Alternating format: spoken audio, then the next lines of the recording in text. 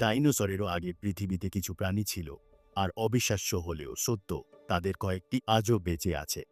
চলুন জেনে নিই পৃথিবীর সবচেয়ে প্রাচীন 5টি প্রাণী সম্পর্কে। 5 নম্বরে ফ্রিল্ড শার্ক। এই হাঙর দেখতে যেন প্রাগৈতিহাসিক কোনো দানব।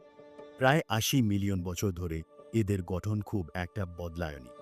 এই কারণেই একে বলা হয় জীবন্ত জীবাশ্ম। 4 নম্বরে হর্ষ শুক্রা। কাঁকড়ার মতো দেখতে হলেও এটি আসলে কাঁকড়া নয়। প্রায় 450 মিলিয়ন বছর ধরে পৃথিবীতে টিকে আছে এই প্রাণী, অর্থাৎ ডাইনোসরের জন্মেরও বহু আগে এদের অস্তিত্ব ছিল। 3 নম্বরে লেদারব্যাক সি টার্টল। সমুদ্রের সবচেয়ে বড় কচ্ছপগুলোর একটি।